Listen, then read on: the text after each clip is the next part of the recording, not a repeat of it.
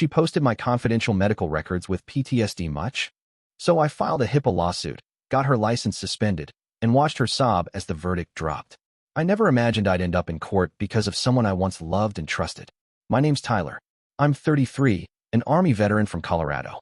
I work in IT now, living a quiet life after being medically retired due to a service-connected condition, something I don't openly talk about. Except, well, now it's kind of all over the internet. It started with Liz. She was a nurse at a private clinic downtown. We met through a mutual friend at a summer barbecue. Liz was magnetic, funny, outgoing, the kind of woman who could get a whole room laughing. I was the quieter type, and maybe that's why I was so drawn to her. She pulled me out of my shell. We dated for about a year. At first, it was great. She made me feel seen, even with my health issues. I deal with PTSD and a neurological condition from a roadside blast during deployment.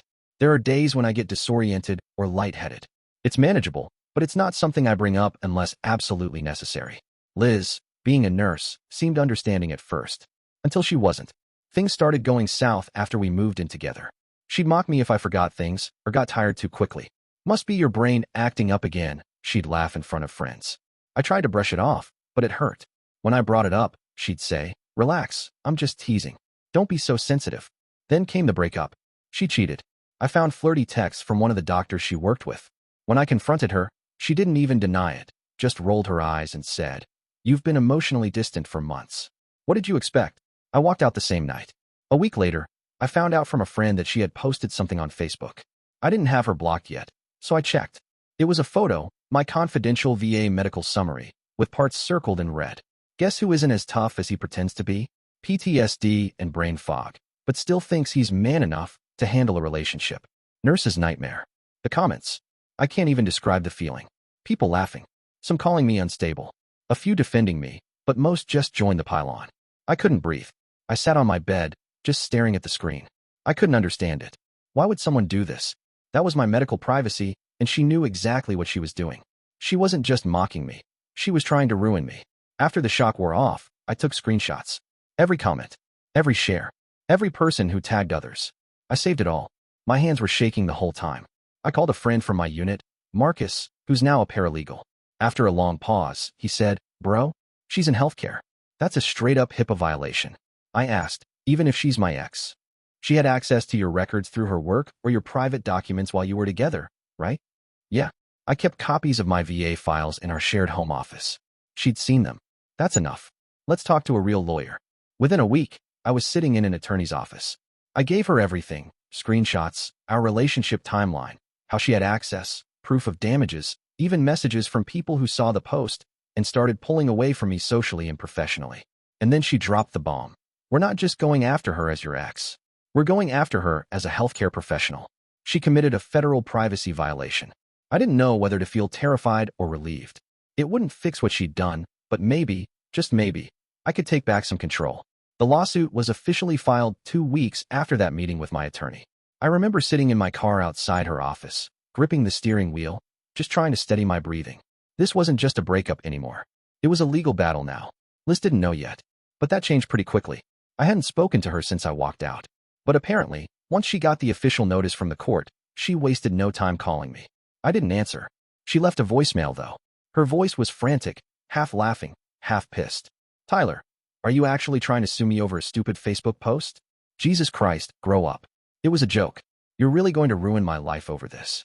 I replayed that message 3 times. She never once apologized. Never said she regretted it. Just doubled down and acted like I was the crazy one for standing up for myself. A day later, she showed up at my apartment. I opened the door slightly, with the chain still on. She looked like she hadn't slept. Her makeup was smudged, hair messy, eyes red. "You're seriously taking this to court?" she snapped.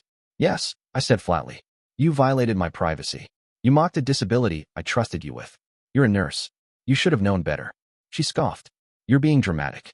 It wasn't even from a hospital system. It was your own file. That's not HIPAA." I just shook my head. "Let the court decide." She stormed off, but not before muttering, "Good luck proving anything, loser." What she didn't know was that I wasn't just filing the HIPAA lawsuit. My attorney also contacted the State Board of Nursing. We filed an official complaint, attaching all the proof, the post, her comments, how she accessed my records without consent. That's when the heat really turned up. A month later, her employer called her in. One of her coworkers, someone who had seen the Facebook post and quietly disagreed, reported her too. She was placed on leave pending investigation. Her Facebook disappeared entirely, but by then, the screenshots were already part of the legal file. Liz tried to contact me again, this time through a long email. She said she was sorry if it hurt me, but I was lashing out after the breakup. She called it a moment of weakness. Then, she begged me to drop the lawsuit, claimed she might lose her nursing license, said she was just being emotional, that she didn't really mean it. I read every word. Then I forwarded the email to my lawyer and replied with one sentence. Your consequences are not my responsibility. The court date came faster than I expected. When we walked into the courtroom, she looked nothing like the confident woman I remembered. She wore a plain black suit, no makeup, hair tied up like she was attending a funeral. Maybe she was, just not mine. She didn't look at me once. Her lawyer tried to argue that because I had voluntarily shown her my records in a personal context, it wasn't a technical HIPAA violation. But our side was solid. She had access. She was a licensed nurse. And worst of all, she made it public and mocked my condition, causing reputational and emotional damage. There was silence when the judge finally spoke. He said something I'll never forget. You don't need to work in a hospital to be held accountable under HIPAA. When you're licensed, your professional responsibility doesn't turn off when you go home. Her face went white, and then the verdict dropped. Want to know what happened next? Did she lose everything? Or walk away with just a warning? The courtroom was dead silent when the judge finished reading the decision. Liz stood frozen, eyes wide, jaw slightly trembling. Her attorney leaned toward her, whispering something, but she just stared forward like she'd stopped hearing anything at all. The verdict? Guilty of a HIPAA violation, defamation, and intentional infliction of emotional distress. And because she was a licensed medical professional, the court emphasized that she should have known better. She was ordered to pay damages $45,000 in total. That included emotional distress, lost wages from a job opportunity one had been in the final stages of before the viral post tanked my chances, and attorney fees. But the money wasn't the real blow. The real damage came from the state board's follow-up action. I didn't even know it would hit her that fast. Within 2 weeks of the ruling, I got a copy of their decision in the mail. License suspended pending further investigation into professional misconduct and ethical violations. Subject to full review and possible revocation. When I read it, I'll be honest, I didn't feel triumphant. I felt tired. This entire process had stretched over 4 brutal months. I had been humiliated, exposed, gaslight, then dragged through legal technicalities by someone who claimed it was just a joke. And now that the system had finally worked in my favor, I didn't feel joy, I felt drained. But that changed when I saw her again. We had one final hearing, related to the financial settlement, payment schedule, and the court's instructions for her public apology. Liz showed up with swollen eyes and barely held it together. Her lawyer did most of the talking. But when it was time for her to make her statement, she stood up, hands shaking. I'm sorry, she said quietly. I thought I was being funny. I didn't mean to destroy your life or career. I was hurting and I lashed out, and it was cruel. You didn't deserve that. And then she started crying, loud, broken sobs, right there in front of the judge. She wasn't the same person who had mocked my PTSD online or called me a man-child for needing therapy. She was now someone facing real-world consequences, losing her career, her reputation, her safety net. For a moment, I felt a flicker of sympathy. But then I remembered those comments online. I remembered people messaging me, asking if I was mentally fit to be around their kids. I remembered losing my shot at a job I had fought so hard to be considered for. I remembered sitting alone in my apartment, humiliated. And I let that sympathy go. After the hearing, I walked out and never looked back. It's been 6 months now. I'm doing better. I started therapy again. I landed a different job, remote work in cybersecurity.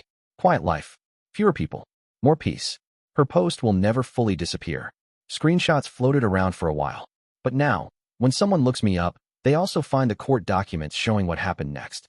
That I fought back. That I didn't just let it slide.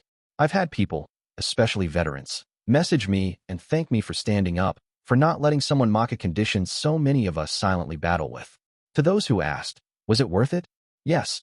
It was never about revenge. It was about respect, boundaries, consequences. What do you think? Did I go too far? Or was this justice? Have you ever had someone violate your privacy and laugh like it meant nothing? Let's talk in the comments. I appreciate you watching till the end. Hit that subscribe button and stay tuned for more content.